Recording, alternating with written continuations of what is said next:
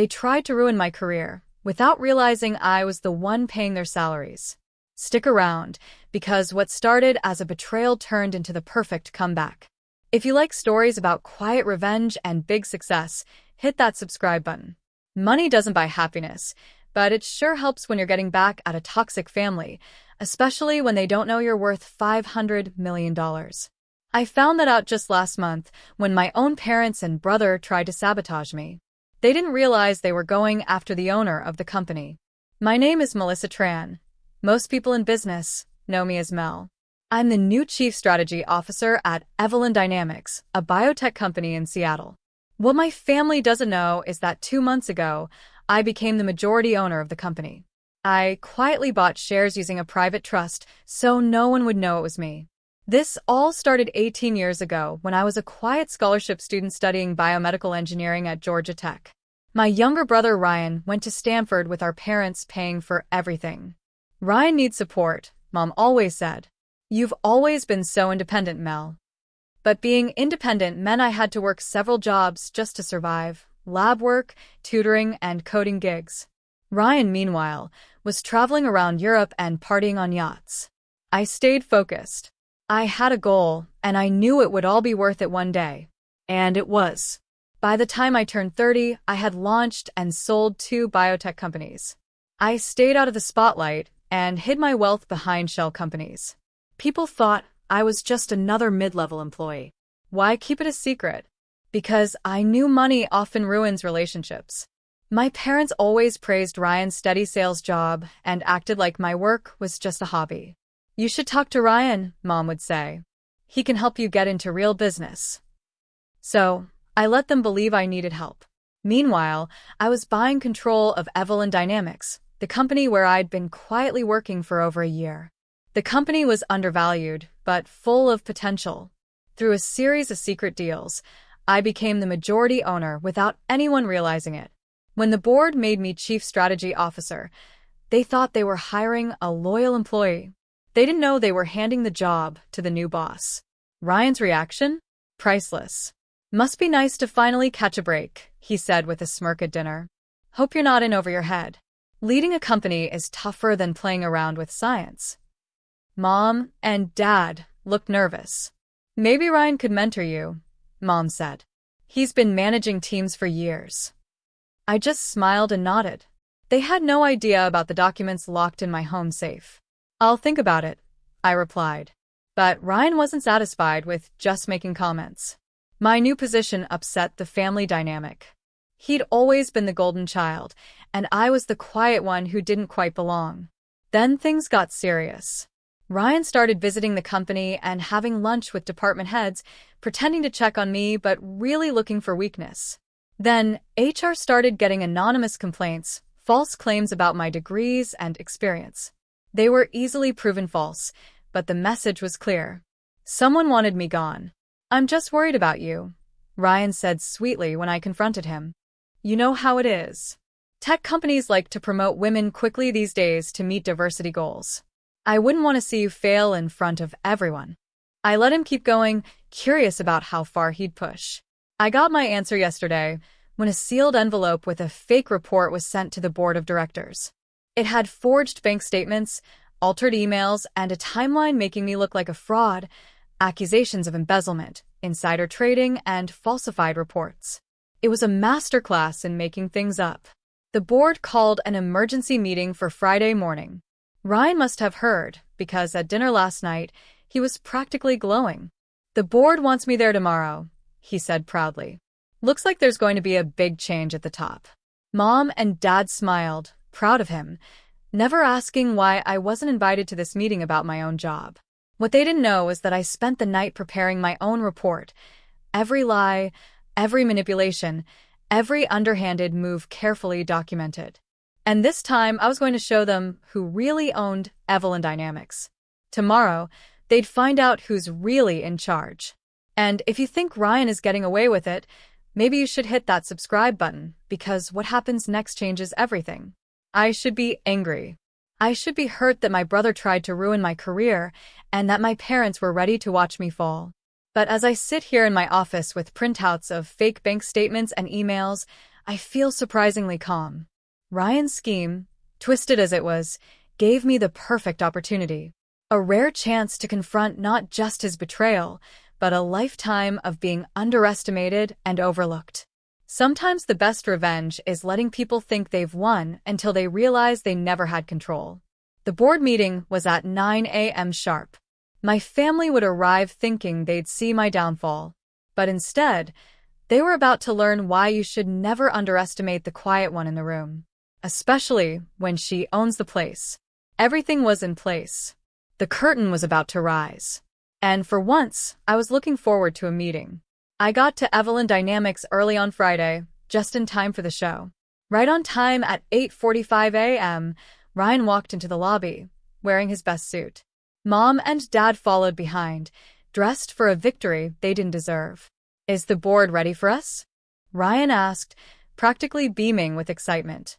I remembered the time he accidentally deleted my science project in 8th grade, the night before it was due. From my office upstairs, I watched them go to the executive conference room. The board came in soon after, serious faces, just as I instructed. Everyone had gotten my private message last night. At 9 a.m. sharp, I stood up, took a deep breath, and walked down the hall. Time to begin.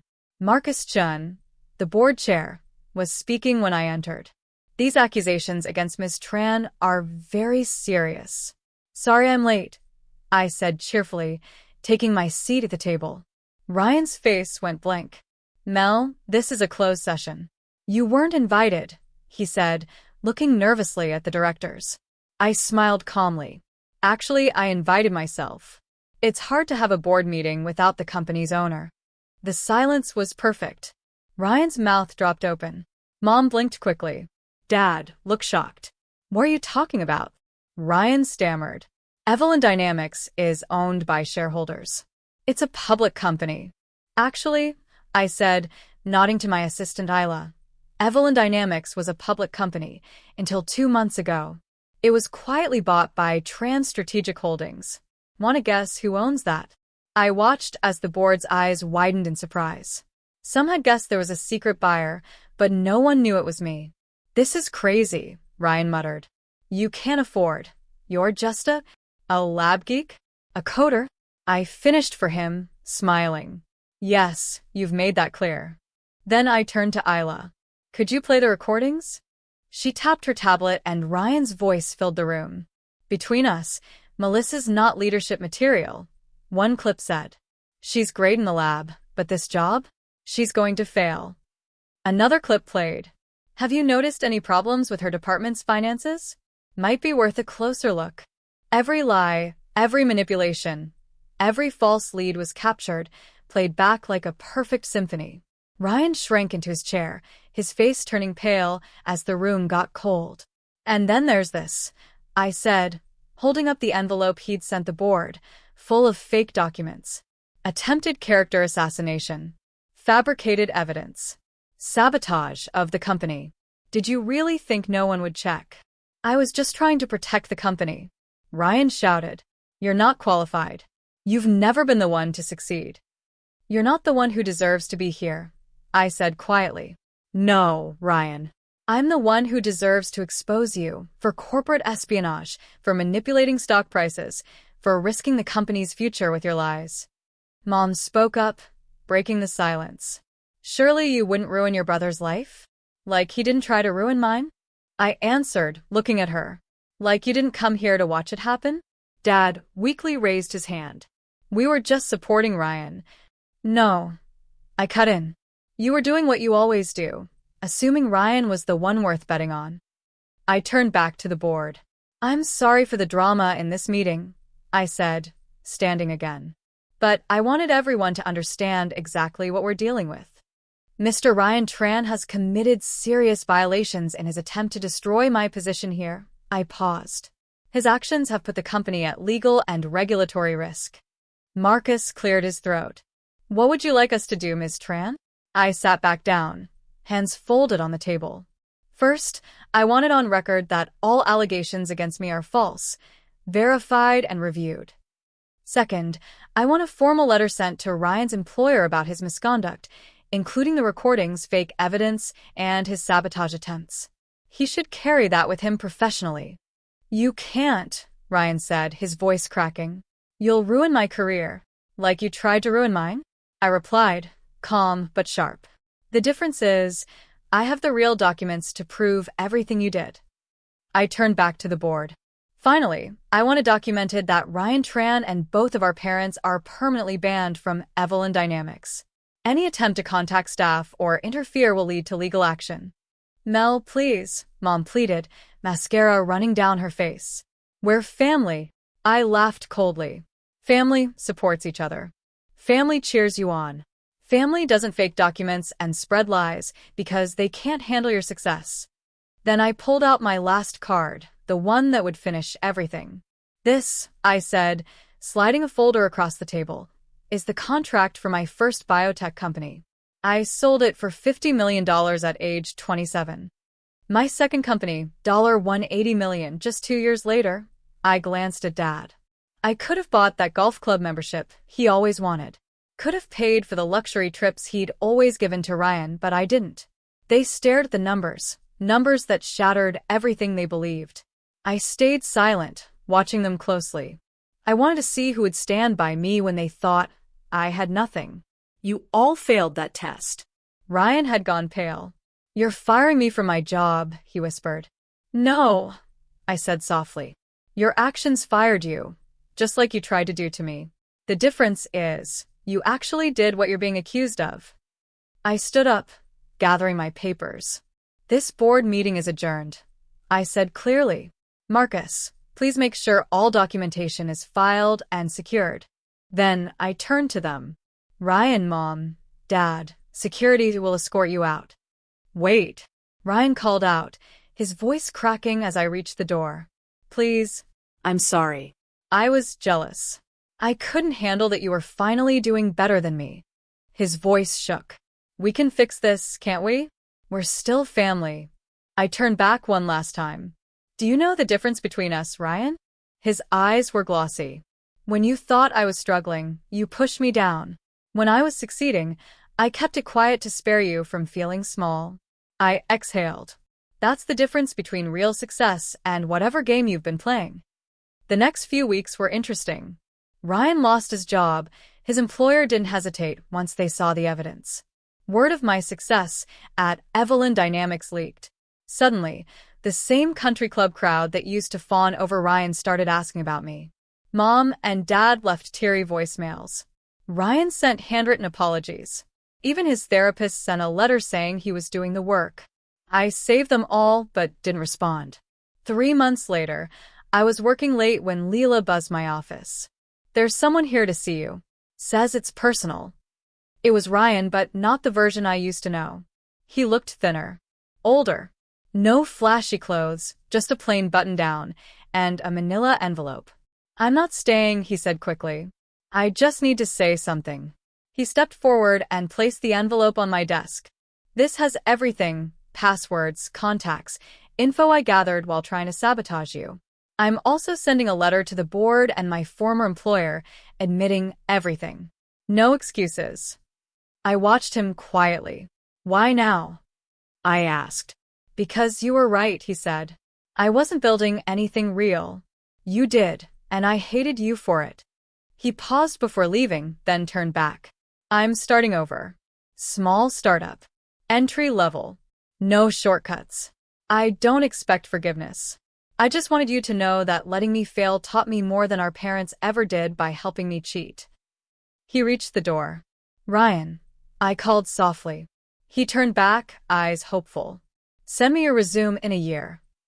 Not for a leadership role, I said gently. But if you're serious about earning things the right way, we're always looking for people who want to work their way up.